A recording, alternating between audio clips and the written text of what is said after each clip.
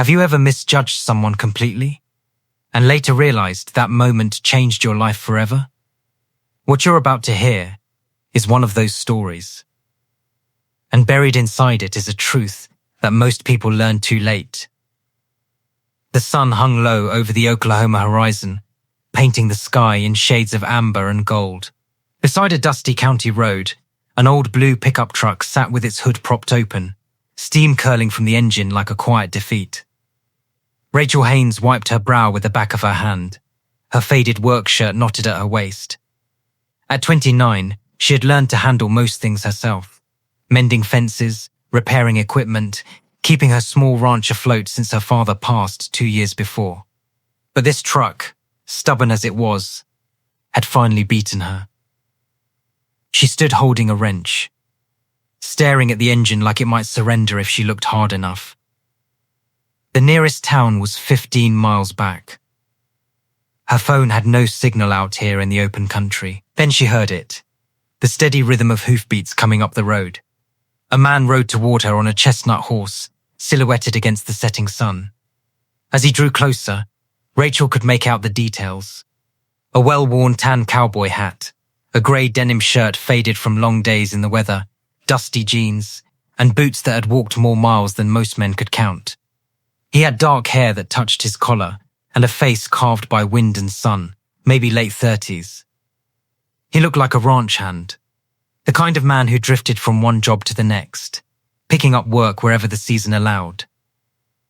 Here's the first lesson the story teaches us, and it's one worth holding on to. We make up our minds about people in seconds, before they've said a single word, and most of the time we're working with less than half the picture. "Looks like you could use a hand," the man called out, his voice carrying the slow, unhurried ease of someone raised under open sky. Rachel felt the familiar pull of wariness. Out here, alone, she had learned to be careful. But something in the way he carried himself, calm, respectful, not pushy, felt different. "Engine overheated," she said, keeping her tone steady. "I've got water in her, but she won't turn over." The man dismounted with the quiet grace of someone who had grown up in the saddle. He tied his horse to a nearby fence post and approached, keeping a polite distance. "Name's Ethan," he said, touching the brim of his hat. "Ethan Calloway. Mind if I take a look?" "Rachel Haynes." "And I'd be grateful." Ethan studied the engine with the focused calm of someone who understood machines the way some people understand people. Patiently, without forcing anything. His hands were worn from hard work, but moved with surprising care. "Your radiator hose has a split," he said after a moment. "Engine's too hot to run safely. You'll need a replacement before you can drive her home." Rachel let out a slow breath. Of course it was something she couldn't fix on the roadside. "Nearest parts store is back in Millfield," she said, more to herself than to him. "And they'll be closed by now." Ethan was quiet for a moment, thinking, "My place isn't far from here. I've got parts, some tools, could probably find something to get you running again. I can ride ahead, bring my truck back, and tow yours in. Or you're welcome to ride along with me, and we'll get what you need together." Rachel hesitated. The sun was sinking fast, and once it went down, the temperature out here dropped quickly. She had learned early that pride could cost you more than asking for help ever would. "That's kind of you," she said carefully. "If it's not too much trouble, no trouble at all." Ethan helped her secure her truck, then offered his hand as she climbed up behind him on the horse. They rode in easy silence, the evening air cooling around them. Rachel noticed the way he sat, not performing, not showing off, just settled, like the horse and the land beneath them were old friends. "You work the land around here?" she asked, making conversation. "Got some land nearby," Ethan said simply.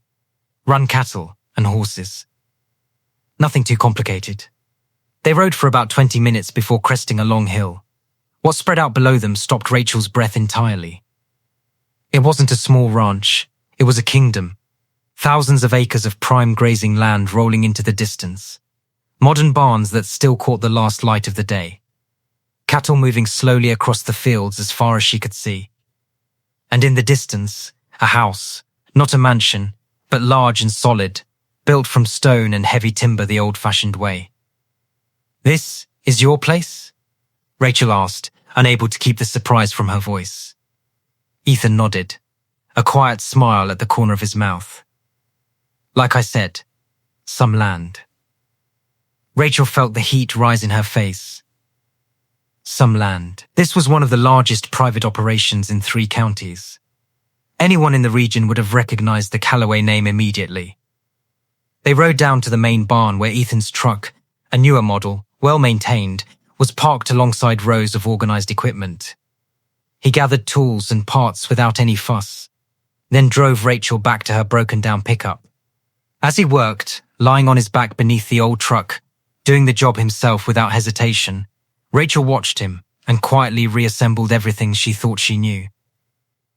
This man, who owned more land than most people would ever see in their lives, was fixing her truck in the dirt like it was the most natural thing in the world. "Why didn't you say who you were?" she asked quietly. Ethan glanced out from under the truck. "Tell you what, that you're Ethan Callaway. The Callaway Ranch. People around here know that name." He returned his attention to the hose. Would it have changed anything? Rachel thought about it honestly. "I guess I would have been more formal. More careful, maybe." "Exactly," Ethan said. "I get enough of that. Sometimes it's good to just be seen as a man who can help, not a name or a number on a balance sheet." He finished the repair, started the engine, listened to it settle into a clean idle, and nodded. "She'll get you home. But that hose is a temporary fix. Get it properly replaced soon." "I will." "Thank you, Ethan." Rachel paused. "What do I owe you?" He climbed to his feet and wiped his hands on a rag. "Have dinner with me." Rachel blinked. "I'm sorry?" "I'm asking if you'd have dinner with me. Not as payment, just because I'd like to know more about the woman who holds a wrench like she was born with one." Rachel found herself smiling in spite of everything. "Most men around here don't respect a woman who can fix her own problems." "Then most men around here are missing the point," Ethan said simply. 3 nights later, over dinner at a quiet cafe in Millfield, Rachel learned his story. Ethan had inherited the ranch at 25 when his parents were killed in an accident on an icy road. He had loved once, a woman who had wanted the life his wealth could provide, but had no patience for the work, the early mornings, the long silences of the land. She had left him for someone with a corner office and a city skyline. It had broken something in him that hadn't fully healed. For 13 years, he had poured himself into the ranch, building it into something his parents would have been proud of, but living further and further from anything that felt like real connection. He trusted few people. He dated rarely. He had almost forgotten what it felt like to be truly seen. "Why are you telling me all of this?" Rachel asked softly. Ethan met her eyes with the same directness he had shown from the first moment. "Because when you didn't know who I was, you looked at me like I was just a person. No calculation behind your eyes. No angle. Just straight. I haven't felt that from someone in a long time." And here is where the story carries its deepest truth, one that applies far beyond romance. We live in a world that constantly signals worth through titles, possessions, and status. And the longer we play that game, the harder it becomes to simply sit across from another human being and see them. Wealth can wall a person in just as surely as poverty can wall them out. Over the following months, Rachel and Ethan built something slow and real. He helped her improve her small ranch, not by writing checks, but by passing down techniques his family had refined across generations. She showed him that genuine people still existed. People who measured a man by his character, not his acreage. One evening, sitting on her porch as the sun pulled the last of its color from the sky, Ethan said quietly, "I thought I'd stopped expecting anything good to happen." Rachel looked at him. "And now?" "Now I think I was just waiting for someone worth the risk." She took his hand. "I thought you were a drifter that first evening. Turns out you were just lost. Same as me. Looking for something real in all that open space." Ethan smiled. "Did we find it?"